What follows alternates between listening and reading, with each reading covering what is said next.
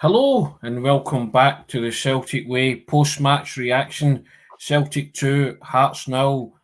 Engels and McCowan make the difference as Celtic stay invincible, is Ryan's headline on that. I'm Tony Haggerty at Haggerty10 on the X or Twitter handle, and I am joined as always by Ryan McGinley at the Ryan McGinley. And pleasure to have your company tonight on the Celtic Way after Celtic's fifth victory on the spin, Ryan. Little bit of history created in the process, not conceding a goal for the first time in the first 5 games since 1906. Kasper Schmeichel, 5 clean sheets. Well done to him. You were there, Ryan. How was it for you, sir, as they say? So, I would say. So? Dominance, yes, but I don't think the performance was there for 90 minutes, if I'm being perfectly honest. There is high standards now when you're watching Celtic. They did get the 2 goals in the end. Was delighted for Luke McCowan, delighted for Arne Engels, for that was a good moment for both of those players. But I think if they had their shooting boots on, it could have and should have been so much more. But I just think that the final ball was just not there today. They were either taking one touch too many, or they were allowing themselves to get dispossessed, or they were careless on the ball. I thought it was the poorest performance of the season thus far, and even then, I don't think they were in that much danger against Hearts. No. But I think a better team would have punished Celtic today, if I'm being perfectly honest with you. Yeah, I agree with that totally. I also think that if Kyogo scores, the mood music's different, isn't it? I think Without a that doubt. kind of set the tone for what came after that. He's running through 1-on-1, Ryan. You put your house, your mortgage, your life savings on him, burying that, and he hits it the wrong side of the post. And it's, I just think that set the tone. I agreed with the manager. The manager said they never gave up. They kept fighting. They kept at it and got their reward. And people already in the comments saying, Thomas Burns saying both penalty decisions were spot on, and Mark McQueen saying the same thing. Penalty decisions were completely correct. Now, it was a kind of tale of 2 penalties, Ryan. One given, one not given. The scales one, I don't know if you've the chance to see it again, or if you've watched it back. That's the right decision. Scales doesn't know where the ball is, does he? No, it's too close. The proximity is too close to Liam Scales. And I thought the referee actually made the wrong decision to begin with. I thought he would have let it go. And then if VAR needed to intervene, then it would have in the Sure. next stoppage of play. So that Yeah. was the reason that I thought that it was a bit weird that the referee gave that without the sort of the usage of VAR. Yeah. Thankfully, VAR came to Celtic's rescue and the rescue of the referees, because it would have been the wrong decision if it was given. It was far too close. I've watched it a couple of times. It's one of those ones that you'd feel hard done by last season, but you know that the rules have changed. And Yes, they have changed. and the rules have changed, and managers know that. The managers know that the rules have changed. So if anybody's saying that that's the wrong decision is ignoring what they've been told at the beginning of the season. It's clearly not a penalty. I've got to be honest, for the second one, I was almost waving that away straight away, because I was like, that's the same. But and I've not actually had the chance to have a second look at it, but I presume that the arms outstretched, The arms out with outstretched, the silhouette. out with- Yeah. yeah, and it was a good cross. It was going to be a good cross into the box. It was stopped by the player. The only question I've got is, why was it not a yellow card for the player? But Well, then if it's a again, yellow card, he leaves the field, doesn't he, for a second yellow? is that Penrice? Was that James Penrice? Penrice, yeah, that's who did it, yeah. Who planted one on Anna Engels for no reason, and copped a booking, didn't he? I believe, or he didn't cop a booking actually. Can't remember. I just remember he had a nibble at Engels, and I'm not so sure if the ref let that one go, and then eventually booked him, but he had been booked, and he would have been walking off the park, Ryan. I think the international break maybe had a lot to do with Celtic. The manager was saying he was trying to pick up the fluency again, trying to get everything going, that momentum, the rhythm again, and the speed. Obviously, he introduced Arne Engels to the team, and he's still getting up to speed. But there was flashes of real quality from him, I thought, Ryan. Yeah, I totally agree. I think there's there's so much more to come from. I think we only just seen a small amount of what he can do. But there was that one turn that he had in the first half where he totally left his man for dead, and it was a great showing of his quality on the ball. I thought that volley that he had, he was so unlucky with that. Should have scored with the first chance that he got really early on I thought he in should the have scored game. with the first chance if I'm being overly critical. But maybe I don't think I am. I thought he should have scored with the first chance. You've got to score them. Those are sitters, in my opinion.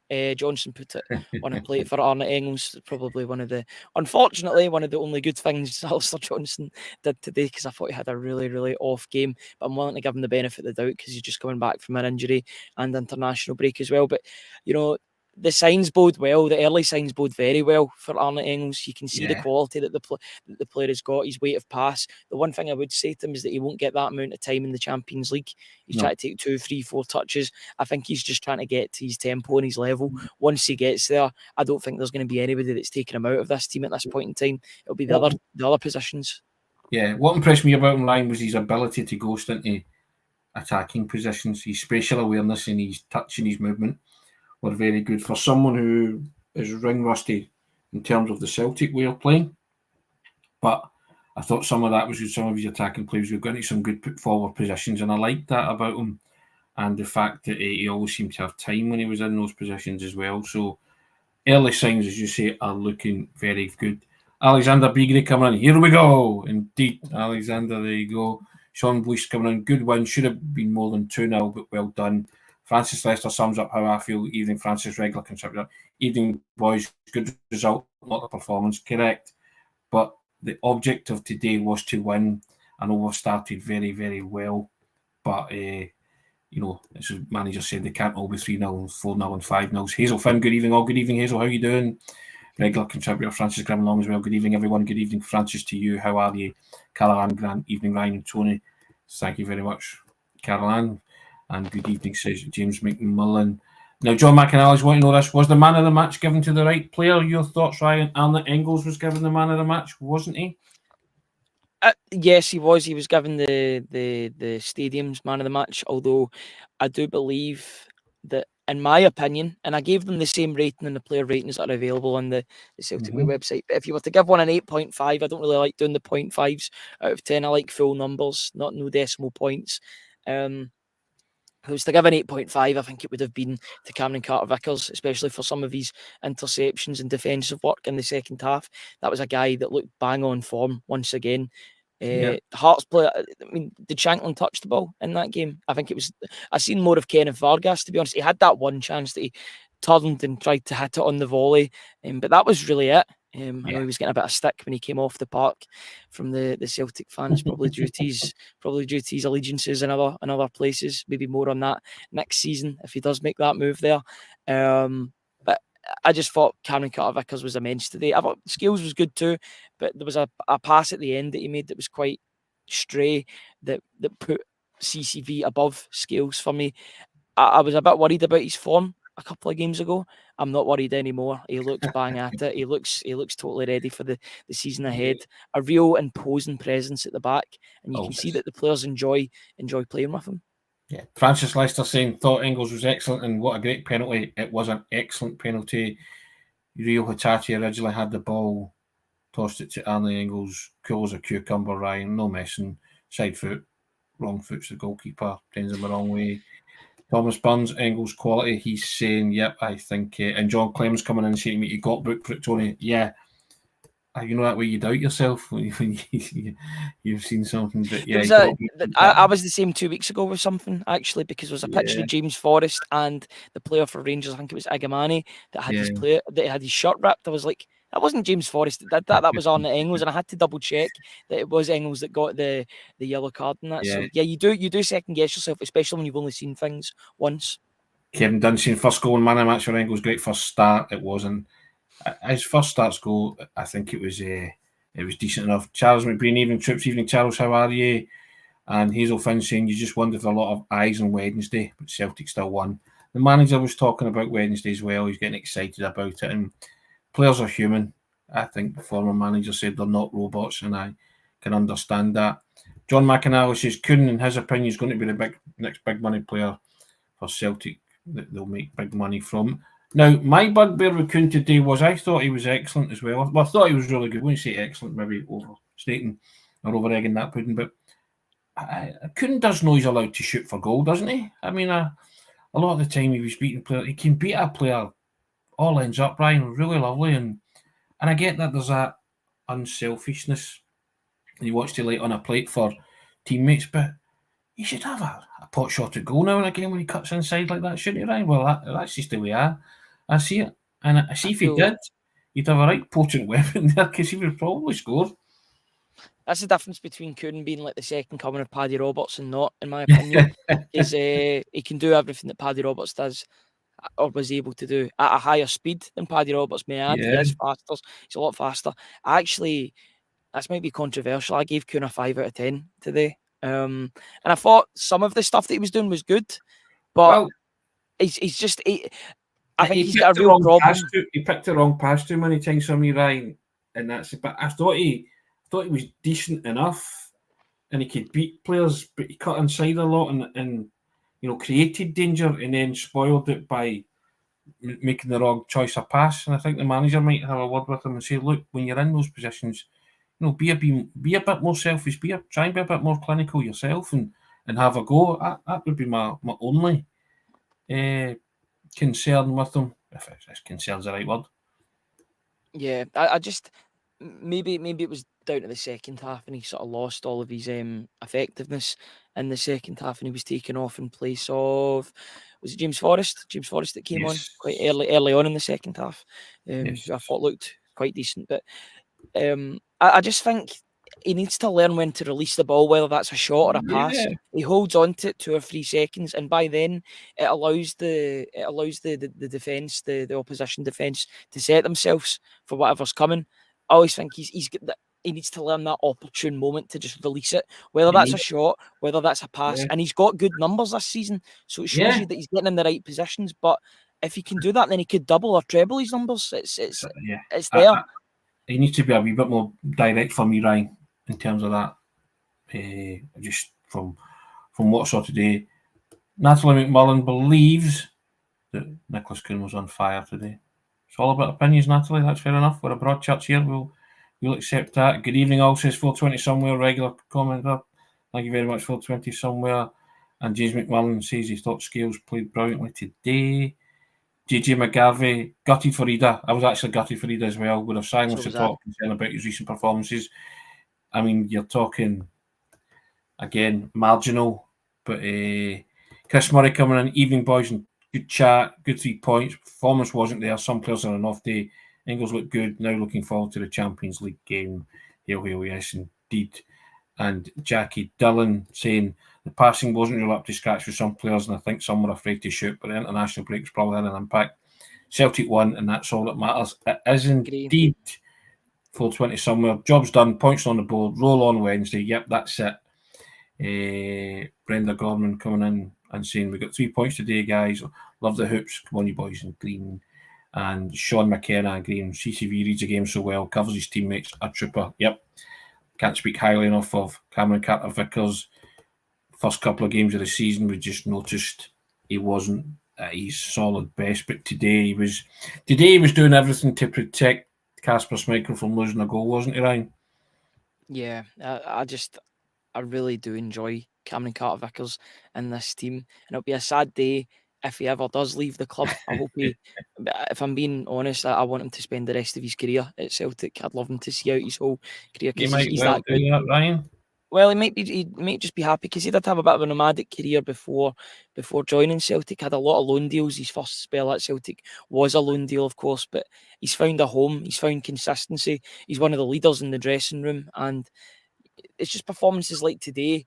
It's an amazing sort of sight to see a striker or an attacker or winger or whoever's going up against them give up physically. You can see it physically and you can see it Yeah. mentally. They give up because they know they're not getting anything from Carter-Vickers. There was a point in the second half where I don't know the guy's name that came on as a sub for Hearts, but he was up against Cameron Carter-Vickers and legally Carter-Vickers wrestles him to the ground, but gets the ball in doing so.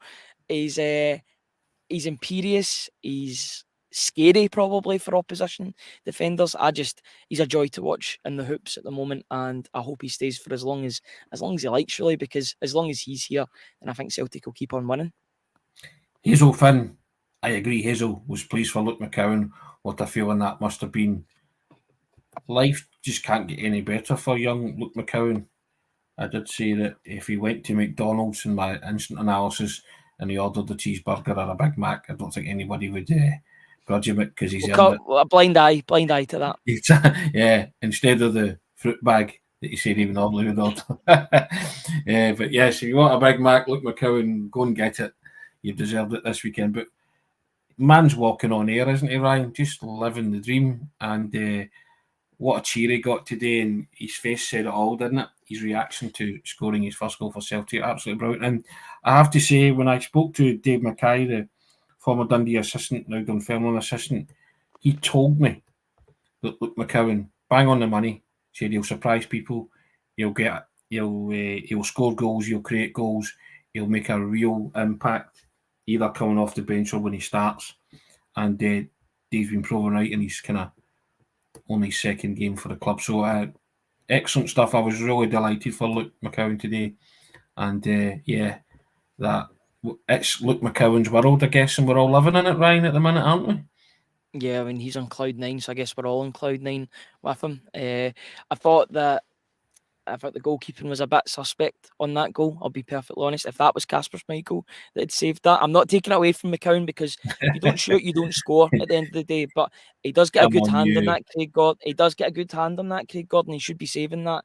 But I'm not complaining. He's not a Celtic goalkeeper anymore. He's a Hearts goalkeeper. He can put it in the back of his own net for all I care. So I'm delighted that was the case. It should have been 3-0 with that Ida goal. So unfortunate, because it was a well worked goal, arguably one of the best moves of the game. You know, that 1, 2, 3. That's 2 goals in 2 games that have been chopped off due to just Celtic being a wee bit quicker than the opposition's defence. I have to say, yeah, I thought if either goal had counted, it would have put a better gloss on the scoreline and maybe a reflection of certainly the territorial dominance. Maybe not the actual kind of way Celtic played, but still, it's a win's a win, for all that, as they say. We'll take it and we move on. John McAnally's coming on saying, Tony, I mean to suggest this, but having watched Bobo, who do you think's up there? Cameron Carter-Vickers or Bobo? I think they're both of a similar ilk in terms of an intimidating presence. Bobo probably shades it in terms of the fact that he was just a man mountain. But I think Cameron Carter-Vickers is a silkier and more elegant footballer than Bobo Baldé. Bobo had his moments, but if you're talking intimidation, Bobo wins every day. Bobo's going to get you. But in terms of actual ability, I think CCV wins that hands down, doesn't he? Bobo had his moments, but he just scared the living daylights out of centre forwards who you see they chucked it in the tunnel. People think they can have a go at Cameron Carter-Vickers. He looks a bit of a take on, but they get no joy, do they? I just think Cameron Carter-Vickers is... I think he is as important to this Celtic defence as Bobo was during his era when he played for Celtic. Very hard to... comparisons are hard. We all do it, but let's put it this way. Whenever I saw Bobo in the team or I see Cameron Carter-Vickers in the team, I'm delighted there's a security blanket there, Ryan, in terms of your defence.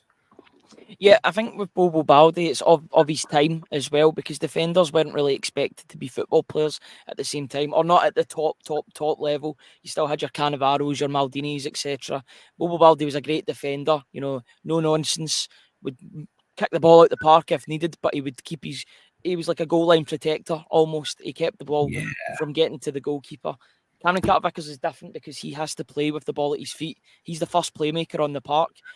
Then again, Kasper Schmeichel likes playing with the ball at his feet now as well, so that's another person to do that. Yeah. But it's different eras and different times. But if you're looking at a better footballer, I think there's only one winner, and it's Carter-Vickers. He is a better footballer than Bobo Baldé, but defensive and intimidation factors come into play back in that bygone era. I don't want to say bygone era because that sounds like it was absolutely ages ago. It was 20 years ago, but the game has changed, and you need to have players like Carter-Vickers that can play with the ball at the back. Bobo couldn't do that, unfortunately. That's just the difference. My overriding emotion is that defending still an art. It doesn't matter how you do it. Cameron Carter-Vickers is a wee bit more silky and a bit more elegant than Bobo would ever be, but Bobo could still claim to be a defender, and you can argue the toss all day about their merits as footballers. I think, as you say, one guy wins the football side of the game hands down, but it is a different time when Bobo wasn't asked to do too much. Even Martin O'Neill, when he's talking about when he's doing his after dinner stuff or public speaking, he always says that Bobo was signed not to be a footballer. He's just like, give the ball to other guys, Bobo. You just be there, that rock at the back. So, yeah, it's a good question, John. But that's my thoughts. I've told you before about my favourite Celtic defenders. They range from Paul Elliott, but I loved Mark Reaper. I was saddened when he had to give the game up. I just thought Reaper was brilliant, and I really like Reaper. And I'm quite lucky. I'm quite lucky in that sense that my favourite Celtic defender actually plays for Celtic at the moment. And Carter Vickers. No, Carter Vickers. Okay. Yeah, he's the best defender I've ever seen at Celtic since I've grown up watching him. Yeah. He's just that good. I know Van Dijk was brilliant, but Van Dijk then became the player at Liverpool through playing in the Premier League. Yeah. No, he didn't change that much, but he did it at a higher level. Carter Vickers for me he's the reason why Celtic are winning so many trophies at this moment in time. From the failed 10 season to now, I think the reason why Celtic have won so many trophies is because Carter Vickers is at the back. He's that important. When I think of Cameron Carter-Vickers, and I wrote about it at the time, but that performance he gave at Hampden was one for the ages. That was a gladiator's performance. Just like, none shall pass.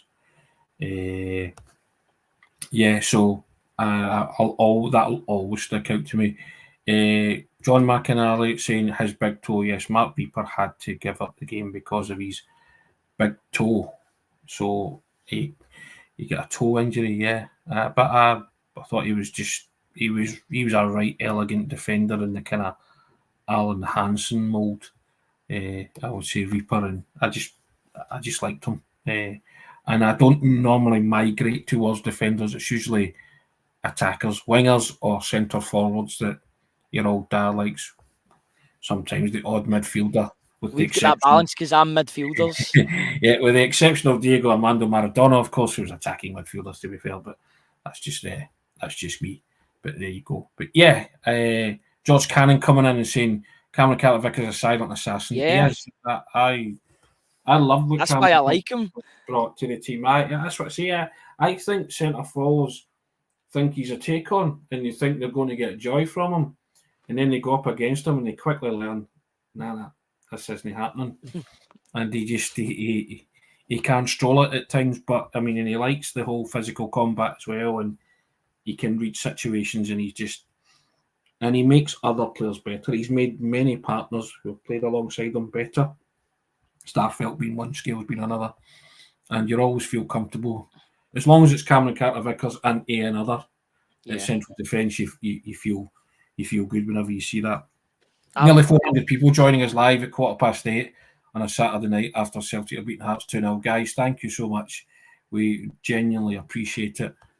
We're doing it. It's a labour of love, and it's all in a day's work for Ryan and myself. But we appreciate the fact that you guys are giving up your Saturday nights to join us live on the stream. So thank you. Appreciate that. Anything else catch your eye today, Ryan? Or you just, I know people say, in terms of preparation for Champions League, Celtic will need to up it a few gears, won't they? Come Wednesday night. Yeah, I think they'll just use that as a warm-up game today. To be honest with you, that'll be their warm-up. And I don't mean that. Yeah, I don't mean that in a disrespectful way towards Hearts, because I actually thought they put in one of their better performances of the season, especially in their defending. They actually looked quite resolute for a lot of the game today. I thought in particular. And I was impressed with him in the first game of the season. I thought he did a really good job against Daisen Maeda. I thought Gerald Taylor had a really good game against Maeda. He kept him very, very quiet. And he's clearly an athlete. definitely a rough diamond, but there's a diamond in there for Hearts. I know they've only got him on loan. They'll probably sign him permanently when they next can or when they can afford to do so. But I thought he had a really good game. I thought both G Taylors had a good game at Celtic Park today, both Greg and Gerald Taylor. But Greg Taylor again had another solid showing. But he's been solid all season, and he deserves his flowers when they come. Yeah. Francis Leicester, did anyone believe we would have played 5 games, including our rivals Hearts and Hibs, and still not lost a goal? I think we all hoped, Francis, because I think we all had high hopes for Kasper Schmeichel with that seamless transition that we were talking about earlier. But my goodness, it's went as well as it could have gone today. So, and Holly Kingston coming in saying, I think we need to be on it from the first to last whistle. Can't take Bratislava for granted. Completely, Holly. I don't think the manager will allow that. Having said that, he hasn't turned his attention or focus to Slovan Bratislava until today. He did admit he's watched them a couple of times, so he has been doing his homework, Holly. Don't you worry about that. But I agree with that sentiment wholeheartedly. That I don't know. I just think Wednesday night will be just one of those different games. The atmosphere will be incredible. Celtic Park will be jumping. It felt a bit flat today to me for some reason. I don't know what it was like actually being around, but I think maybe because Celtic didn't get that quick fire start that they're used to getting. And if Kyogo scores, I think that would have raised everything and it might have been completely different. But I think Wednesday night, it's a different kettle of fish. It's a new tournament format. Going to embrace that. And I think the Celtic supporters, to a man, woman, and child, will be up for this so much. I mean, the excitement's building already. I can't wait myself. Yeah, I say it every time that Celtic play in Europe, but it takes care of itself. Celtic Park always takes care of itself on a European night. It's gonna be a mad crowd, a full 60,000, even though it's not like a massive tie in terms of the names. I know Celtic are a massive team in Europe, Slovan Bratislava. I think there's still that new excitement because it's a game that a lot of people expect Celtic to get a good result in. Get a couple of goals, maybe definitely get a win, but win by a couple of goals would be good as well for the goal difference, especially with the difficult games coming away from home and the coming fixtures. But yeah, I'm just really excited to sample that atmosphere on Wednesday. It's going to be a great night. I think now all the buzz will be there towards that game. Looking forward to seeing Celtic back on the Europeans' top table and part of the new format, as you quite rightly said. And it's a real chance. Celtic won the last game of the group stages. It's about time Celtic go and win the first game of this new league format. That'd be a good thing. Celtic won the last game that they played in the Champions League, albeit it was a dead rubber, but it was a great last minute win against Feyenoord. So let's start as you mean to go on and continue the way you mean to go on against Bratislava. It's a perfect first game in the Champions League on paper, but as we all know, as you and I know especially, games aren't won on paper, they're won on the pitch. Yeah. No more tourist attraction, Ryan. Let's Fortress. get this, correct. Let's get Celtic Park for, buzzing for the right reasons, as they say. So I'm all for that. Can't wait for Wednesday night to come along. I think Celtic are, there's an expectancy there, Ryan. There's going to be there's going to be a burden on Celtic to win. They're going to have to cope with that, and we shall see what happens. But yeah, I firmly believe that Celtic have got the capabilities to go out there and get a decent result, Ryan. Yeah, they've got to, and they will be the favourites going into the game because first of all they're at home, second of all they're coming up against a pot 4 team, a team that don't have a massive European history. I'm sure they've taken part in games before. You would maybe need to correct me on that for games further back, but I know that Celtic have played against Media Bratislava, but I don't think have they actually played against Slovan before. Yes, they have played against Slovan Bratislava. I believe it was in the 60s. 60. I'd be lying if I said I knew the year. Are they in Kevin McKenna's Axis of Evil? No, they're not. But they have played them before. I think it was in the Cup Winners' Cup. I can hear you typing it. Yeah, I'm just good man. I'm just trying to remember when it was, but it's definitely in the 60s. Yep. I I'm sure of that. I'm sure our good friend Steve McGrone, Art Media, the least said about Art Media, the better. So yes, it's not what we want to be talking about, because Celtic lost 5-0 and then won 4-0 at Celtic Park, but couldn't bring it back. Unfortunately, Gordon Strachan's first game in charge, I believe, Ryan. Yes, it was. Yeah, I seem to remember watching that abroad actually on holiday, and being quite shocked at the scoreline. You know, it was a new era. I know there was a bit of downsizing going on. You know, big contracts had to be not torn up but renegotiated with players. But it was a different time, a different period, and even they still had a good team, and they managed to get beat. Was it? Did you say 5-0? It was. Celtic got Yeah, beat 5-0 and five. won My 4-0 goodness. in the return at Celtic Mm. Park. But it was too little, too late. There's a I couple of was the on couple you of go. really sorry. There's a couple of familiar faces. Father and son duo we were talking Yeah, about yeah, them yeah. before the game. We've got the infamous Vladimir Weiss, who definitely nailed his colours to the mast in his time in Glasgow 10 or so years ago. I think he's, 34, 35 now. Yeah, Good yeah. goal scoring record by all accounts at Slovan Bratislava. He seems to follow his dad wherever he goes in football, because his dad's the manager of Slovan Bratislava. So, be a father-son duo. All the more reason for Celtic to 64, beat. Ryan, 1964, Celtic played Slovan Bratislava in the European Cup Winners' Cup, and they won 1-0 in both legs, so 2-0 in Wow. aggregate. I knew I had 64 in my head. I didn't want to say it in case I was wrong, because somebody would have corrected me, but I knew it was a European Cup Winners' Cup. But yeah, they played Slovan Bratislava before, triumphed over them. Art Media Bratislava is one of those names that give you goosebumps in the wrong way when you shudder Yeah, when you say the name.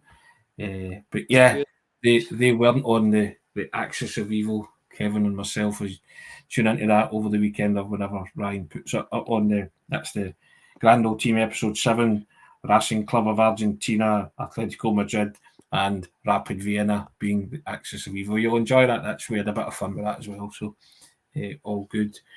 Anthony Aitken saying, "Watch the Huddle Doc. It's class." I I've think only you've watched watched 20 it minutes of already. it. Only Yeah, watched you 20 minutes of it. I fell asleep last okay. night watching it. Right, Not this because is it was boring, but because I was watching it about 3 in the morning and I fell asleep. Um, you know, but the 20 minutes I did watch, you can see why the players want to run through walls for Brendan Rodgers. He is yeah. on top of his game. Yes, there are, you know what you're getting with Brendan Rodgers and some of his press conferences and some of his team talks, but I think that's the magic of him as well. You've got to have him all in all or none at all, and I'm quite happy that he's the manager of Celtic at this moment in time.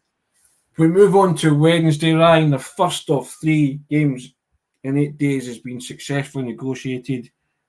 Got the result, maybe not the performance we wanted. We'll allow them that with the international break, and players. Arne Engels gets his Celtic career off to a flyer. Wonderful penalty, and Luke McCowan can do no wrong. He is somewhere in the clouds at this minute in time. Delighted for him, Cloud delighted for his 67. family. Yeah, brilliant. Yeah, tremendous stuff. And I think he'll have a big part to play in Celtic's future. And good luck to the young man. Tremendous. Well, say young man, he's 26. I think that's a year younger than you, Ryan, isn't it? 1996, did you say? No, he's That's 26. 26. Yes, I'm 27 now. I turned 27 He's last week. So a year younger than you. Yes, I don't you like this, Tony. I don't like this when players are younger than me. It was not like already bad that, enough when Karamoko Dembele was like 12 when he came on for Celtic or whatever. But now the majority of players are younger than me, so it's a Well, bit scunning. But at the same time, I'm used to it.